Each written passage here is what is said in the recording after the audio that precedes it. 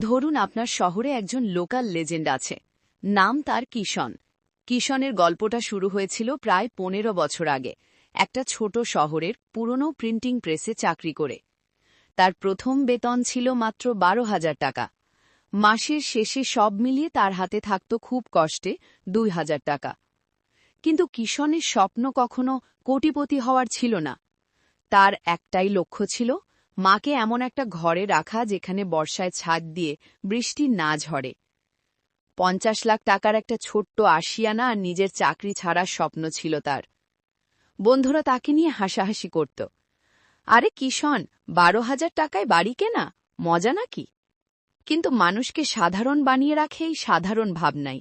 আর সেই জায়গাতেই কিষণের মতো লোকেরা আলাদা। ছোট বেতন দিয়ে শুরু করেও ১৫ বছর পর নিজের স্বপ্ন পূরণ করতে পারে। এখন আসল প্রশ্ন হল, শুধু বেতনই কি সব, না লক্ষ্য আর সেটা অর্জনের স্ট্র্যাটেজি? উত্তর একটাই, বড় লক্ষ্য শুধু বেতনে হয় না, হয় চিন্তা, মনোযোগ আর শৃঙ্খলায়। আজ বিজনেস প্যাসেঞ্জার ডিকে চ্যানেলে আমি বলবো ১৫,০০০ টাকা বেতন থেকেও কিভাবে আর্থিক নিরাপত্তা আর নিজের বাড়ির পথে যাত্রা শুরু করবেন। Step ১, mindset reset. আপনার লক্ষ্যকে টার্গেটে পরিণত করুন। বন্ধুরা, প্রথমেই আপনার ভাবনা বদলাতে হবে। মাথার ভেতরের গেম বদলালেই বাইরের গেম বদলাবে। আপনি কি সত্যি বিশ্বাস করেন ১৫,০০০ টাকা বেতনের মানুষ ১৫ বছরে ৫০ লাখ টাকার সম্পদ তৈরি করতে পারে? যদি একটু হলেও মনে হয় হ্যাঁ পারব, তাহলে আপনি ইতিমধ্যেই পথের অর্ধেক এগিয়ে গেছেন।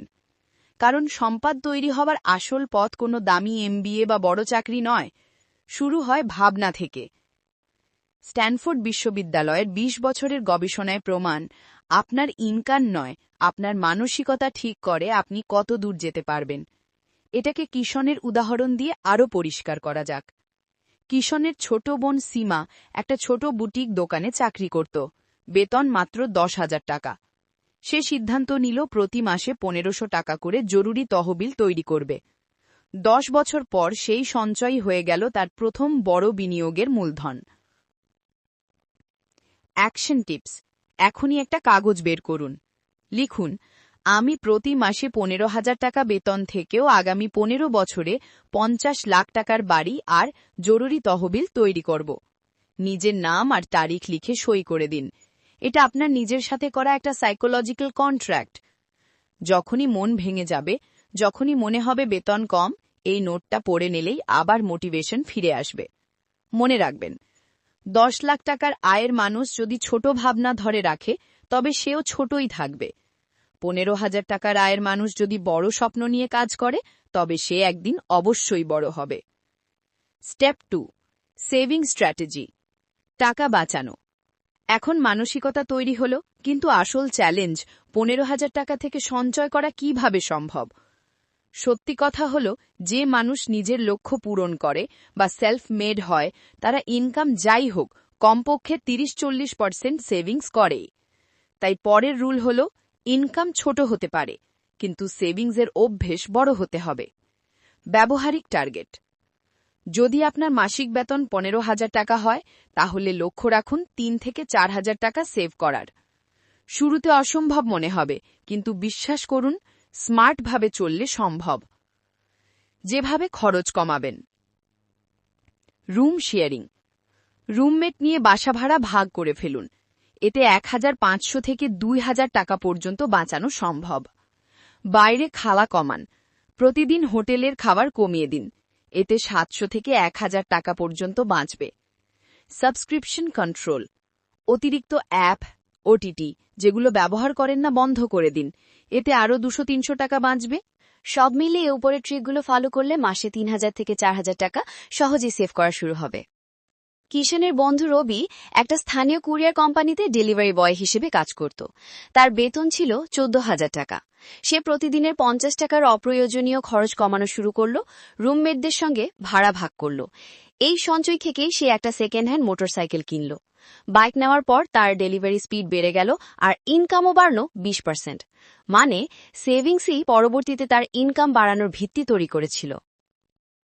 শুরু করার জরুরি tips. Pay yourself first rule. বেতন পেলেই সবার আগে ৩,০০০ থেকে ৪,০০০ টাকা আলাদা একটি অ্যাকাউন্টে রেখে দিন। নিজেকে আগে পেমেন্ট দিন। এই রুল সারা পৃথিবীর সফল সেভারদের ফলো করা নিয়ম। Expense awareness. খাতায় বা মোবাইল অ্যাপে প্রতিদিনের সব খরচ লিখুন। গবেষণা বলে যাদের খরচ সম্পর্কে সচেতনতা বেশি তাদের সেভিংস রেট ২ গুণ। যত দ্রুত আপনি ১৫,০০০ টাকা বেতন থেকে নিয়মিত ৩-৪ হাজার আলাদা করতে শিখবেন, তত দ্রুত আপনি আর্থিক নিরাপত্তার পথে এগোবেন।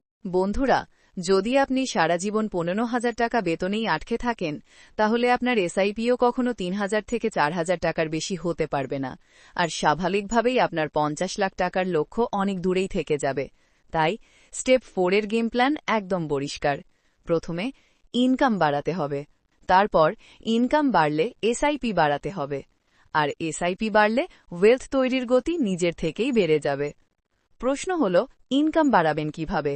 বেতন বাড়ানোর সিদ্ধান্ত কোম্পানি নেয়, কিন্তু স্কিল বাড়ানোর সিদ্ধান্ত আপনি নেন। আজকের দিনে 0 টাকা থেকে শুরু করে কয়েকশো টাকা খরচেই শিখতে পারবেন এমন অনেক স্কিল আছে যেগুলো দিয়ে অতিরিক্ত ইনকাম করা সম্পূর্ণ সম্ভব। বাংলাদেশি বাস্তবতায় কোন স্কিলগুলো ইনকাম বাড়াবে? প্রথম skill, video editing. YouTube, reels, short ভিডিওর চাহিদা বর্তমানে আকাশচুম্বী। সঠিকভাবে স্কিল শিখে মাসে ৫,০০০ থেকে ২০,০০০ প্লাস আয় করা যায়। গুদি কয়েক পপুলার সফটওয়্যার হল অ্যাডোবে প্রিমিয়ার প্রো আর ফিল্মোরা গো। একইভাবে স্কিল শেয়ার, ইউটিউব বা গুগলে সব ফ্রি শেখা যায়। ফ্রিল্যান্সিং বা লোকাল ক্লায়েন্ট যেখানেই হোক, মাসে ৩,০০০ থেকে ১০,০০০ প্লাস আসতে পারে। ৩ number skill, Canva designing plus digital marketing. আজকের বাজারে অত্যন্ত চাহিদা সম্পন্ন। Social media post, Facebook page management, design, এই কাজগুলো বাংলাদেশে খুবই চাহিদা সম্পন্ন। প্রথম ৫টি ক্লায়েন্ট পেতে সামান্য আরটিসি করা মাস্টার টাকা ৪,০০০ টাকা, আর ফ্রিল্যান্সিংয়ের মধ্য দিয়ে আরও বেশি আয় করা সম্ভব। এবার কিশনের বাস্তব গল্প, কিভাবে সে ইনকাম বাড়াল। প্রিন্টিং প্রেসে ৪ বছর চাকরি করে তার বেতন হয়েছিল ১৬,০০০ টাকা, কিন্তু সে শুধু কোম্পানির বেতন বাড়ানোর অপেক্ষায় বসে থাকেনি। রাতের সময় মাত্র ১.৫ ঘন্টা ব্যয় করত ইউটিউবে। Digital marketing plus Canva design শিখল, তারপর ফাইবারে গিগ তৈরি করল। প্রথম মাসে পেল মাত্র ২,০০০ টাকা, কিন্তু ৬ মাস পর সেই ইনকাম ১২,০০০ টাকায় দাঁড়ায়। ইনকাম বাড়লে যা হয়, এসআইপি বুস্ট। ইনকাম বাড়তেই কিষান তার এসআইপি বাড়িয়ে দিল ২,৫০০ টাকা থেকে ১১,০০০ টাকা। এবার দেখুন গণিত কিভাবে বদলে যায়। ১১,০০০ টাকার এসআইপি যদি ১২% রিটার্ন দেয়, তাহলে ১৫ বছরে এর পরিমাণ দাঁড়াবে প্রায় ৫২.৩ লাখ টাকা। এটাই হল ইনকাম, এসআইপি এবং কম্পাউন্ডিংয়ের শক্তি। এবার প্র্যাকটিক্যাল প্ল্যান জেনে নিন। শুরু করার প্র্যাকটিক্যাল প্ল্যান হল, ১. স্কিল শর্টলিস্ট করুন। যে স্কিল ৩০ দিনের মধ্যে শিখতে পারবেন সেটাই বেছে নিন, যেমন video editing, content writing, Canva design. ২. Time invest করুন। প্রতিদিন ১ থেকে ২ ঘন্টা দিন। নেটফ্লিক্স কমান, ইউটিউব লার্নিং বাড়ান। ৩. এসআইপি ইনক্রিজ করুন। প্রথম ৩ থেকে ৬ মাসে স্কিল থেকে যদি অতিরিক্ত ৫,০০০ টাকা আয় আসে, তাহলে এসআইপি ৪,০০০ থেকে ৮,০০০, ১০,০০০-এ নিয়ে যান। কম্পাউন্ডিং তখনই ম্যাজিক দেখায়, যখন আপনি ইনভেস্টমেন্টের জ্বালানি বাড়াতে থাকেন, আর সেই জ্বালানি আসে ইনকাম বাড়ানোর মাধ্যমেই। Step ৫, patience plus discipline equal to magic formula. বন্ধুরা, এর আগের ধাপগুলোতে ১. আপনার মানসিকতা বদলেছে। ২. সেভিংস শুরু করেছেন। ৩. এসআইপি চালু করেছেন। ৪. ইনকাম বাড়ানোর জন্য স্কিল উন্নত করছেন। কিন্তু সত্যিটা হল, ৫০ লাখ টাকার যাত্রা এখনই সত্যিকারের শুরু হচ্ছে, এখানে শেষ নয়।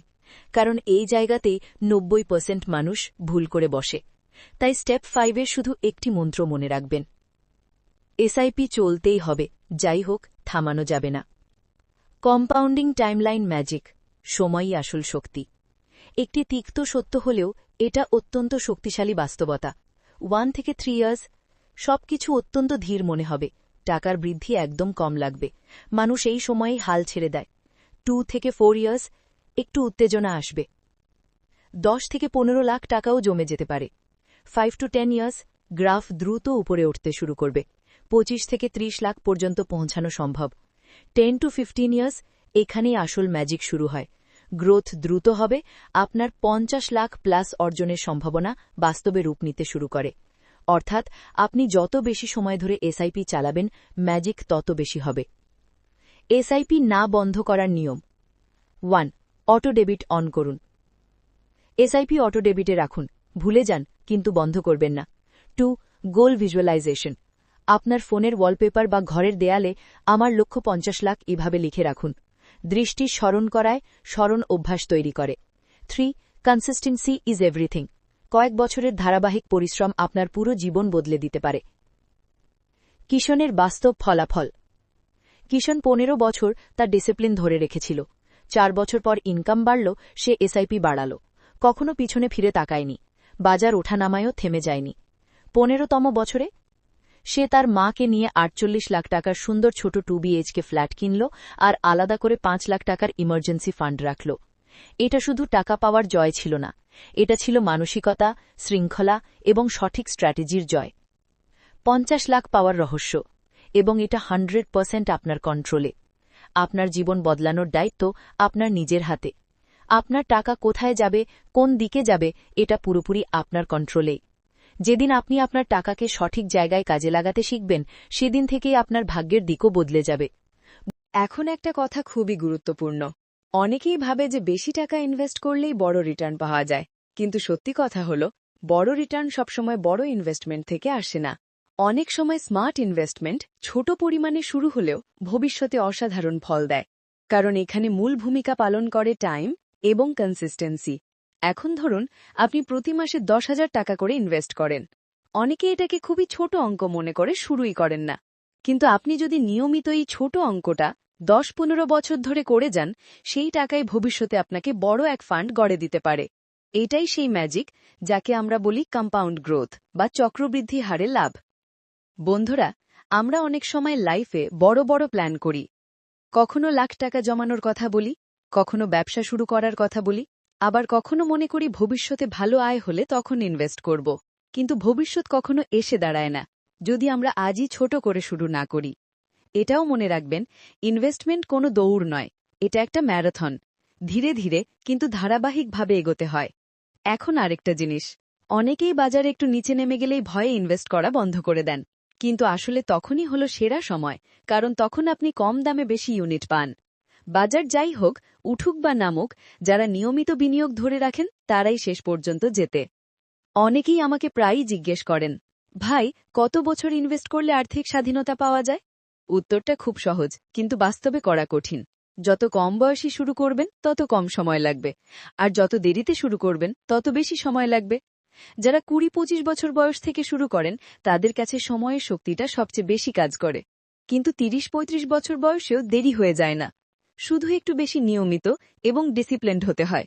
ইনভেস্টমেন্ট মানে টাকা লক করে ফেলা নয়, এটা মানে হলো আপনার টাকা আপনার জন্য কাজ করা শুরু করেছে। যেমন আপনি 8 ঘন্টা চাকরি করেন, আপনার টাকা 24 ঘন্টাই কাজ করবে, ঘুমের সময়ও, খাওয়ার সময়ও, এমনকি আপনি অসুস্থ থাকলেও। জীবনের একটা সময় আসে যখন আমরা বুঝতে পারি আসল স্বাধীনতা টাকা দিয়ে জিনিস কেনায় নয়, বরং সময় কিনতে পারায়। যেদিন আপনি সিদ্ধান্ত নিতে পারবেন আজ কাজ করব কি করব না, আজ ভ্রমণে যাব নাকি বিশ্রাম নেব, সেদিনই আসল অর্থে আপনি ফাইন্যান্সিয়াল ফ্রিডম ছুঁয়ে ফেলেছেন। তো বন্ধুরা, আজকের বার্তাটা খুব সহজ। ছোট ইনভেস্টমেন্টকে ছোট ভাববেন না। প্রতি মাসে 1 টাকা করে হলেও আলাদা রাখুন। ধারাবাহিকতা ধরে রাখুন, আর যেটা শিখলেন অন্যকেও শেয়ার করুন, কারণ জ্ঞান ভাগ করলে বাড়ে, কমে না। শেষ কথা, আপনার ফাইন্যান্সিয়াল জার্নি শুরু হোক আজই, এখনই। আরেকটা বিষয় খুব পরিষ্কারভাবে মনে রাখা দরকার, টাকা জমানো আর টাকা বাড়ানো এই দুইটা জিনিস এক নয়। অনেকে ব্যাংকে টাকা রেখে মনে করেন তিনি সেভিংস করছেন, কিন্তু বাস্তবে সেই টাকাই প্রতি বছর ইনফ্লেশনের কারণে কমে যাচ্ছে। আজ যে টাকায় 1 ব্যাগ চাল পাওয়া যায়, 3 বছর পরে সেই একই টাকায় অর্ধেকও পাওয়া যাবে না। তাই শুধু সেভিংস করলে হবে না, আপনাকে এমন জায়গায় ইনভেস্ট করতে হবে যেখানে টাকার মূল্য বাড়বে, কমবে না। আর একটা সহজ উদাহরণ দিই, যদি আপনি একটা গাছ লাগান, প্রথম 1-2 বছরে হয়তো তেমন ফল পাবেন না, কিন্তু ঠিকমতো পানি দিলে, যত্ন নিলে, সময় দিলে একসময় সেই গাছই আপনাকে সারা বছর ফল দেবে। ইনভেস্টমেন্টও ঠিক সেই গাছ লাগানোর মতো, ধৈর্য না থাকলে কেউ ফল পায় না। এটাও মনে রাখবেন, যারা অন্যের কথা শুনে টাকা খাটান তারা কখনোই সফল হন না। কারণ বিনিয়োগ সবসময় নিজের বুঝে করা লাগে। নিজের লক্ষ্য, নিজের সামর্থ্য, নিজের প্ল্যান এগুলো মাথায় রেখে ইনভেস্ট করলে তবেই কাজের ফল পাওয়া যায়। আর একটা বাস্তব কথা, লাইফে সবসময় বেশি টাকা রোজগার করা জরুরি নয়, বরং যা রোজগার করেন সেটা ঠিকমতো ম্যানেজ করতে পারাটাই আসল স্কিল। কারণ 1 লাখ টাকা আয় করেও কেউ ফাঁকা হাতে থাকে, আবার 30,000 আয় করেও কেউ সুন্দরভাবে ভবিষ্যৎ গড়ে ফেলে। শেষে একটা অনুপ্রেরণামূলক কথা বলি, আপনি আজ যে সিদ্ধান্ত নিচ্ছেন সেটাই আপনার 5 বছর পরের জীবনকে তৈরি করবে। আজ শুরু করলে আগামী 5 বছর পরে আপনি নিজেকে ধন্যবাদ দেবেন। আর এই ধরনের আরও সহায়ক ভিডিও পেতে আমাদের বিজনেস প্যাসেঞ্জার ডিকে চ্যানেলটি সাবস্ক্রাইব করে পাশে থাকুন। বন্ধুরা, আজকের বিজনেস প্যাসেঞ্জার ডিকে ভিডিওর জন্য এতটুকুই। আশা করি আজকের গল্প আর স্ট্র্যাটেজি থেকে আপনি অনেক কিছু শিখেছেন।